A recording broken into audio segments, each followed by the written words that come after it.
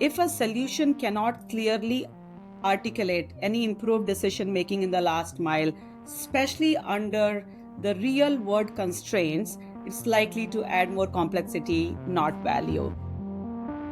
Welcome to Deliver, the last mile performance podcast where we explore what it takes to operate, scale, and differentiate in today's environment. I'm your host, Guy Block, and I'm the CEO at Bring. And I'm Raquel Zanoni. Together, Guy and I chat with some of today's most knowledgeable retail and logistics leaders to discuss the last mile, specifically how it's evolving and what success looks like. Today's guest is Shweta Bhatia, former Executive Vice President and CTO at Advance Auto Part. Shweta has led major tech transformations at Dollar General, Walmart, and Kohl. Shweta has 20 years of last mile experience, and she's known for turning complex technology into real measurable business outcome by simply modernizing systems, scaling operations, and driving end-to-end retail innovation. What stood out most to me in the interview was that modernization does not mean consolidation. Shweta said that most retailers will never have a fully unified tech stack, and that's okay. Leaders should invest in a shared real-time layer that creates coordination and agility instead of trying to replace every legacy tool. Raquel, how about you? I really loved her point on fragmentation and how it's oftentimes this byproduct of growth and not necessarily bad decisions. You have these siloed systems that start out as domain-specific solutions. They tend to evolve. They're very optimized locally. But when there's a moment of disruption, they fail. And that's where coordination matters most. But we'll let Shweta tell it best. Let's jump into the full conversation. And don't forget to subscribe to get future episodes. It's great to have you here with us. We've known each other for so many years, and we always looked at last mile just from different directions and different dimensions. And it's also always came to the same conclusion. This is like a gold mine in an area that we need to untap. So thank you for joining. Thank you for having me. Excited for this conversation. Yeah, absolutely. And Shweta, you know, over the years, you've led technology transformation in the largest retailers out there, if it's Walmart and Kohl's and Dollar General, and recently with Advance Auto Part. But I actually want you to go back to the beginning of your career and try to remember, when was the first time last mile came to you as a problem? You looked at that and you say, this is broken and I can fix it. I actually want to fix it. That's a wonderful question, Guy, and it really takes me back, I would say 15 to 17 years ago. And early on in my career, what really stuck with me wasn't a single broken tool, it was a broken assumption. And if you go back, we designed last mile systems as if customers, stores, your last mile couriers, and associates all lived in a very perfect and neat and predictable world and their own lanes. And in reality, the last mile is messy, it's human because it's centered around human beings, and it's constantly changing. I remember watching stores get blamed for missed deliveries, carriers getting penalized for constraints they did not control, and customers left completely in the dark. While the technology kind of stitched it all of this together, it was after the fact, it was not in real time. So that is what really stuck with me. And the moment it clicked for me was the systems wasn't designed to orchestrate outcomes, it was designed to record failures. And over the course of my career, that insight stayed with me. The opportunity isn't just about faster delivery, it's building platforms that adapt in real time, respect and honor operational realities on the ground, because that's where the magic happens, and the center of human experience on both sides of the transaction. So that's truly what last mile transformation means to me. moving from the static execution to intelligent orchestration. Yeah, absolutely intelligent orchestration. And I'm thinking how hard it is where your systems are completely fragmented and you're trying to go after outcome, but that outcome is dependent on so many different systems that don't talk to each other. So I want to ask you, there is a major, over the last few years, a major efforts by every retailer, every CIO, every leader to transform, right, their tech stack and make it less fragmented, more integrated, so they can orchestrate better. But yet, you still look at many retailers, many companies out there, they're still fragmented. Why is it? Why is it so hard? You're spot on, guy. There are multiple systems, but you beautifully put that, they necessarily all the time don't talk to each other. And I've seen this pattern repeat across many large organizations, and it's rarely because anyone made poor decisions. Siloed systems are usually the natural outcome of organizations growing, scaling, and solving problems at different points in time. So it builds, over a period of time. And in retail, each function, if you think about it, you have a commerce function, then supply chain function, then store operations, last mile functions. The systems are built to support outcomes that specific lane was accountable for, and those systems often work well within their specific domains, but end-to-end coordination was always not the primary design objective at that time. And I'm just taking us back, like, 10 years, 15 years, over a course of time, everyone had their P&L, they optimized and designed for their own P&L. So good decisions for that domain, but it wasn't like integrated. And if you think about, like digital transformation, what you talked about, every tech leader has had that on their mind for last 5 to 10 years. It has become more incremental than architectural. We've added tools, we have integrated for visibility, we have worked around constraints, as you know, which made sense in the moment, perfect sense in the moment, rather than stepping back to redefine the experience we ultimately wanted to enable, both from a customer perspective and from an associate perspective. And that's why systems can technically talk, but they struggle to work together when it matters the most.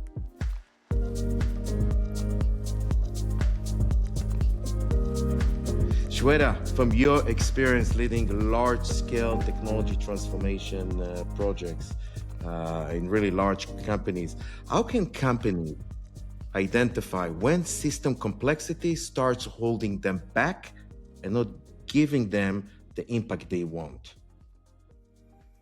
So that's a brilliant question, Guy. And You usually know complexity is holding you back when simple questions become hard to answer. If it takes multiple systems, spreadsheets, and caveats to commit to a delivery date or understand what your inventory position is, the system is already working against you, and you just have to see through it. Another signal is when workarounds become normal. Your manual steps, tribal knowledge, shadow tools, just to keep things going and move things around. And finally, I would say decision making slows because leaders don't have a shared real time view of reality. At that point, complexity isn't on IT issues anymore, it's a business constraint, not a technology constraint. So that is the biggest one for me, is like when it becomes a business constraint and when it inhibits business to move forward in an unrestricted way, that's when, we need to solve for it. Can you give us a real example? When did you have to keep a legacy system alive? And what was the moment you realized, okay, now this is holding us back? What really pushed that decision? So I have kept legacy systems alive more times than I can count, often for very good reasons, to be honest. They were stable, they were deeply embedded in operations, and replacing them overnight would have created more risk than value, because we have to be very pragmatic of the world we live in. And the moment I knew a system was holding us back wasn't when it was old. It was when the business started bending itself around the system. And in one case, a core execution platform couldn't support real time changes to delivery promises. Teams compensated by adding manual steps, building exception processes, and relying on experienced but a very handful of associates to make it work. At first, it felt like resilience, and it was. But over a period of time, it became fragility. And what pushed the decision wasn't a single outage, it was a cumulative cost, slower decisions, higher cost to serve, inconsistent customer experience, and increasing dependency on just a handful of resources. And that's when it became very clear keeping the system alive was no longer risk mitigation, it was a risk creation. We were increasing risk for the business. And that's the time when you act. So for me, modernization wasn't in that case replacing old systems. It was about restoring flexibility to enable and grow the business. Is a complete uh, is a complete system consolidation realistic for most logistic organization, or is it more around the goal of orchestrating among different systems?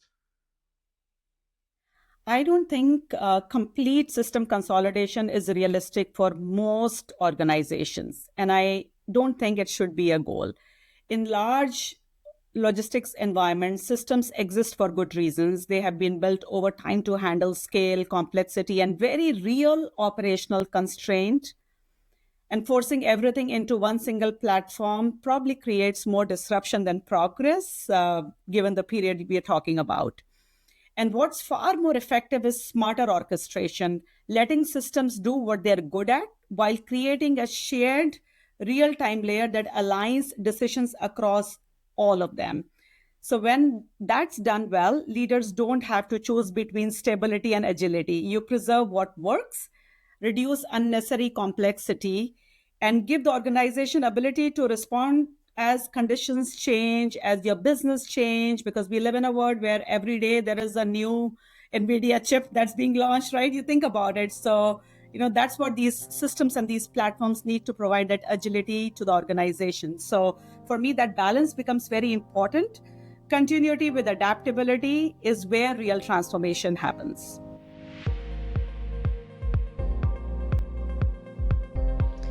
Shweta, you mentioned some outcomes, or I guess I should say you mentioned some negative outcomes of not having those systems talking to one another. So during times of disruption, right? That's when we feel it the most. Do you think there's, and maybe you can use an example from your experience, is there one outcome or one KPI that you think collapses during those times when those systems aren't talking to one another? The first KPI that collapses, according to me, and this is a Shweta opinion, when last mile data is fragmented across different systems and it's not in real time, it is on time in full delivery, because it depends on systems actually working together in that real time and real moment. And I've seen situations where order management, inventory visibility, career execution, store operations were all technically green in their own systems, in their own lanes, but the customer experience was failing, and each team was measuring success locally while the outcome that mattered, a little bit was slipping. So I would say that's a KPI that matters the most, on time in full. And if we cannot fill that customer promise, we are failing as an organization. Do you think that on-time piece is what retailers should be looking at when they're thinking of, maybe my systems are siloed? Like, what is the threshold for good or bad in terms of that particular KPI? And what should a retailer see and think to themselves, okay, we might need to fix this? Is it truly individual, or is there a standard across retailers? I'll give you a very simple example when I, meant to say, it's failing from a customer perspective.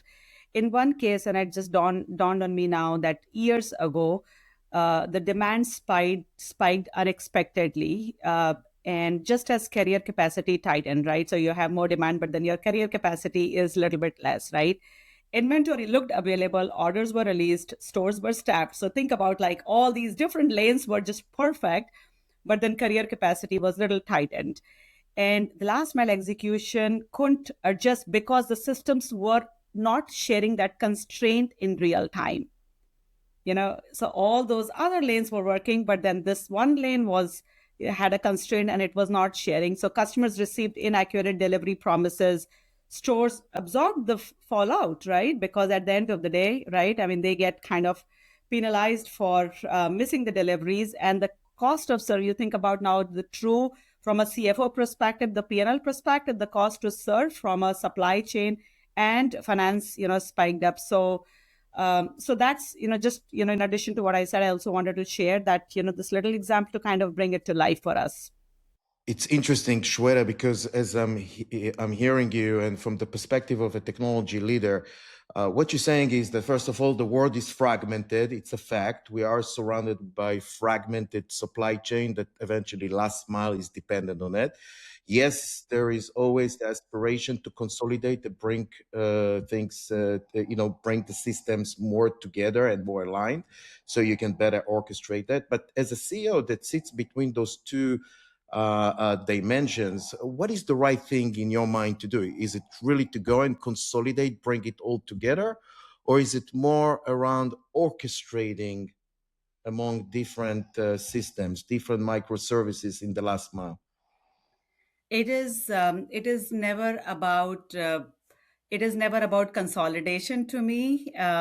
Technology consolidation is a far-fetched dream for a lot of leaders, and I would say that's not even reality. I think we need to focus on what the outcome is and what experiences do we want to enable for our customers. So I think modernization to me isn't really about like consolidating and doing more. It's about doing the right few things well. And if you think about it, there are budget constraints, there are priorities, competing priorities, there are constraints all across. That's the reality of the world we live in.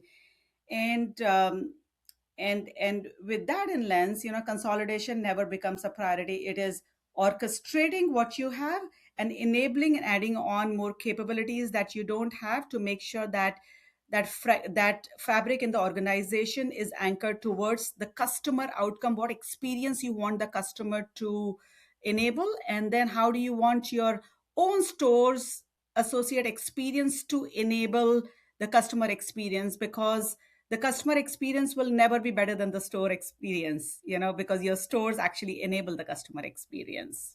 Correct. So interesting. It's looking at the CIO, looking at not just bringing systems together, orchestrating among them. You're also looking at new technologies, new capabilities to bring into the organization and keep the organization up to speed and on par with what is available out there. Um, I wonder from that perspective, what tells you what's going to improve last mile performance versus just adding another layer to something that already exists? So when you're measuring another capability, another functionality, another area in the last mile, at what point it's going to actually move the needle versus, hey, it's a nice to have, it might give me a bit more, but not delivering to the business outcomes I want. See, I start by asking a very simple question: what decisions will this system, or what we are trying to do, will help it make better, faster, or with more confidence? If a solution cannot clearly articulate any improved decision making in the last mile, especially under the real world constraints, it's likely to add more complexity, not value. So, I just start with a very simple question, because at times the answers are complex and the questions are simple, right? So just starting with that is usually where I lean. And i also um, and i also look at whether the system fits into the organization reality. Can it adopt in real time? Does it integrate naturally into the existing workflows? And does it make life easier for people actually doing the work? And that kind of goes back to the folks in the stores, the folks in the distribution centers, right, the associates who actually are serving the customers. So that is very, very important. And finally, I pay very close attention to data, not just whether it exists, because there is insurmountable amount of data we all know we are surrounded by, but whether it's trusted and it's shared, and is it actionable across teams. So when system provides clarity, reduces handoffs between different teams, and helps the organization more intelligently to change, that's when you know it's truly improving your last mile performance.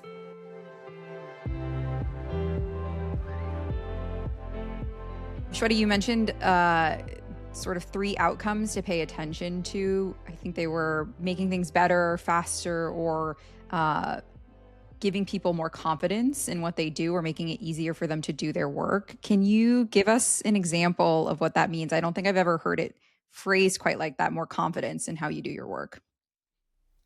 Yeah, no, I think those are the things I believe in. So, it's easier to say that when you have implemented it like that. I'll give you, sort of the similar example that I gave you before on the same lines is, there was a situation when the demand spiked unexpectedly and the career capacity was constrained, and which happens all the time, especially during the times of COVID. We all saw that a lot more, but it happens, right, during normal course of time. And a system that truly makes things better adjusts delivery outcome before the customer ever sees it. A system that makes things faster allows teams to reroute or rebalance capacity without manual trade-offs, right? Or manual handoffs, I would say. And a system that builds confidence gives towards team and customer service a shared real-time view of what's actually possible. So they're not guessing or apologizing, after the fact and getting, the call center is getting the calls or what have you. So when people trust what the system is telling them, they stop working around it and start working with it. And then is when performance improves, not because people are working harder, but because people finally believe in the system that it's supporting good decisions.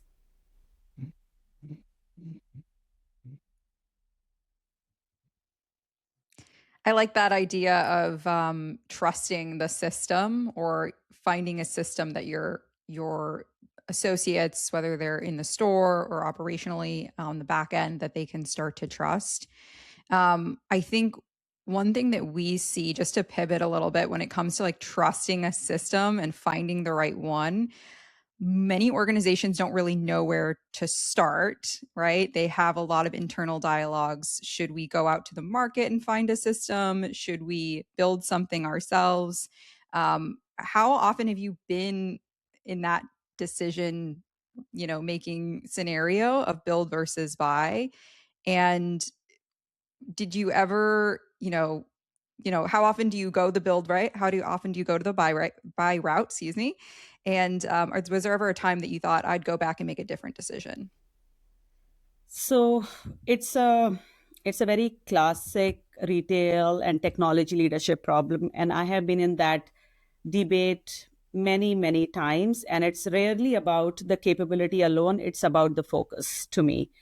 And in one situation, I remember that the team was split because we could build the solution, and there was a lot of pride in that, right? When you have engineers and good product people, they want to build their builders by being engineers. But when we stepped back and when we really asked the question, the real question became, is this where we want to differentiate, or is this where we need reliability and speed? And what tipped the scale was realizing that building would tie up critical talent, because everyone has limited pool of talent. Maintaining, plumbing rather than advancing the customer and associate experience. So buying allowed us in that specific scenario to move faster and keep our teams focused on truly that made us unique. And looking back, I would say, like I would still probably make the same decision, but I just little bit maybe pair up with stronger change management and clearer ownership from day one. Build versus buy isn't one time choice. It's an operating commitment. It's an organization commitment. And any success depends on how much you adopt as what you choose. So it's a combination of the choices you make as an organization, build versus buy versus co-build versus partner. There are a lot of different choices you make as an organization, and it becomes your operating routine. Can I ask the maybe the hard question, which is, or I don't know if it's hard. I just want to know, but what happens to organizations that make the wrong choice? And have you seen that happen? And at what point were they like, oh no, we made the wrong choice? It has definitely happened to me, and it happened, and it's a common thing, right? You learn from your mistakes, you learn from your learnings. I would say there are no mistakes, you just learn from those learnings, and those learnings are what we then, as the technology leaders and the teams, kind of take back and reflect on those learnings. If it took us 2 years to build an inventory system, and inventory is like table stakes in today's world, right? You think about it, you just need to say, like, this is my real time inventory.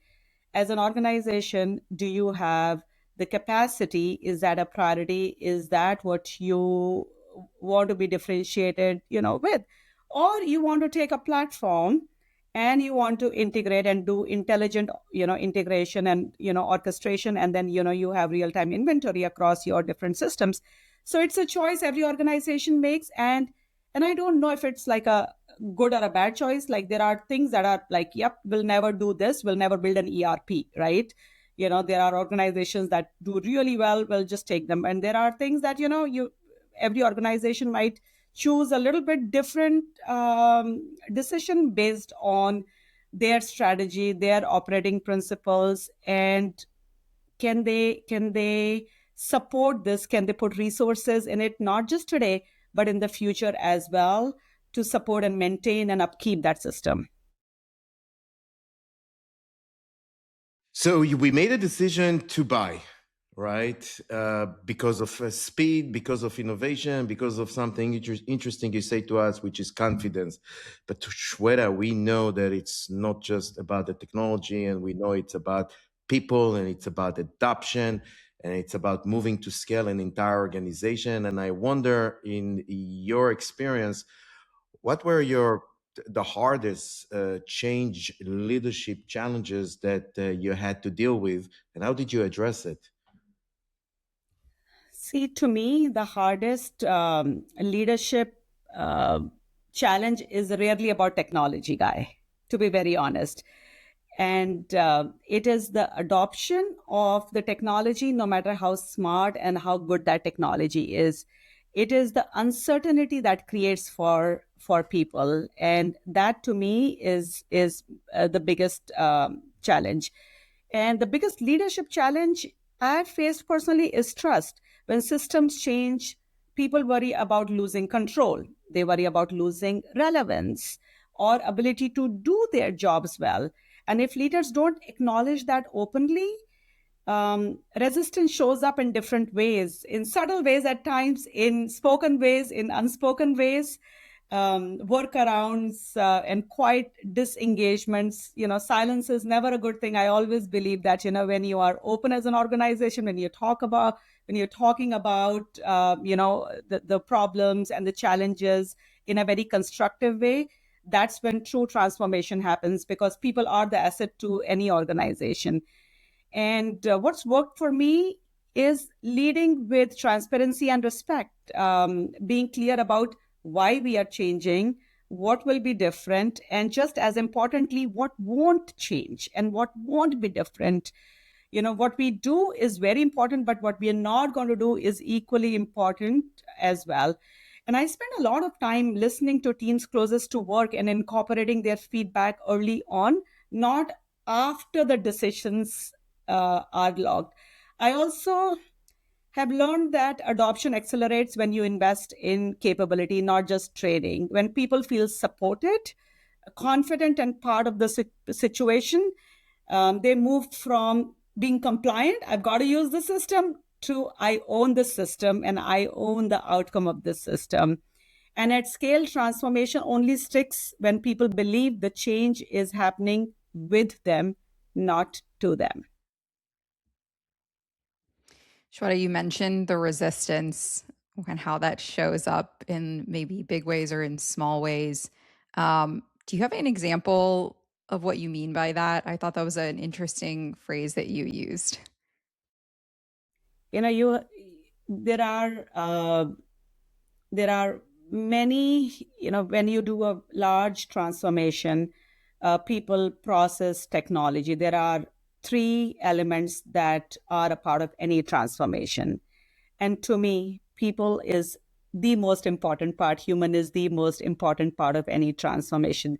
Technology is like 20-30%, I say that. And then 20-30% is process. And then, remaining a big chunk of your transformation is people. And I've fortunately and unfortunately have a lot of experience where, if done right, people become those champions, people become those those advocates that are redesigning the entire workflow, that actually believe in the outcome of what this new ways of working, new transformation could lead us. And if they are not involved from the beginning, if we don't make those champions, or we don't build and identify those champions and bring them along in the journey, then kind of people become like silent. And when you get a lot of silence in the room where people are nodding and silently nodding, there is a problem, to be very honest, because silence is never good in transformation rooms, so I always encourage healthy dialogues, open dialogues. We can agree to disagree, but let's talk, right? Silence is never a good thing, and when you hit that, then there is definitely a problem that's happening.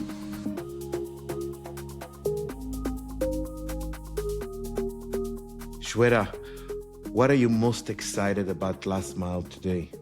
And what do you think is on the horizon for the next couple of years?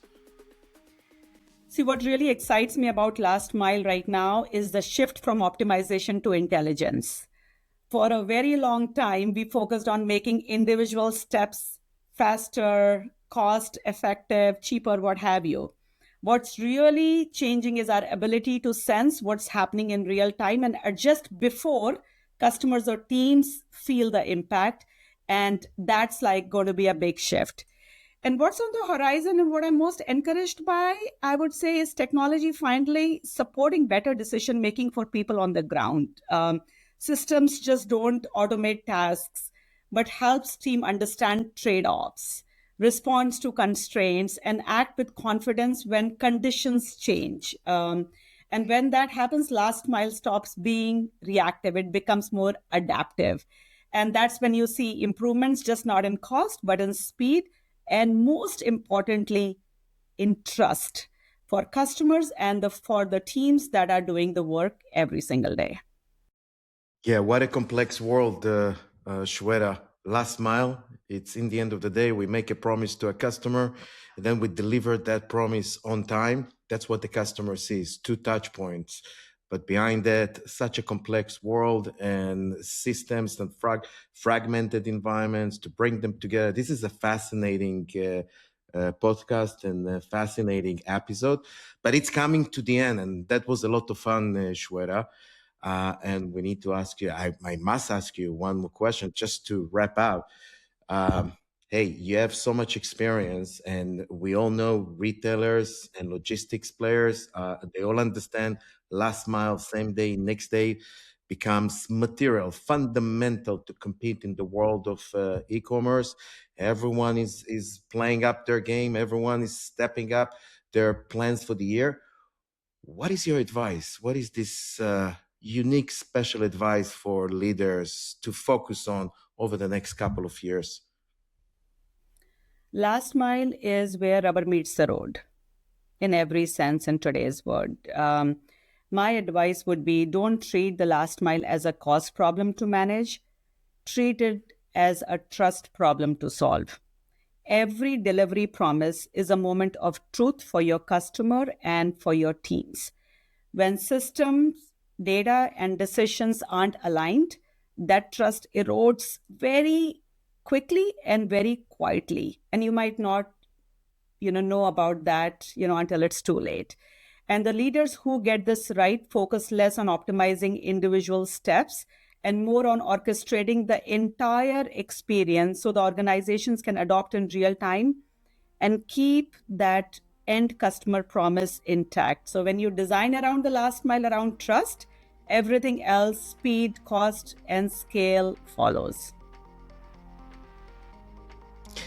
Shweta, thank you so much for joining us this episode, and looking forward to seeing you at NRF next week. Awesome. I appreciate the conversation and the work you guys are doing to elevate how leaders think about last mile. Thank you for hosting this and for the opportunity to be a part of this.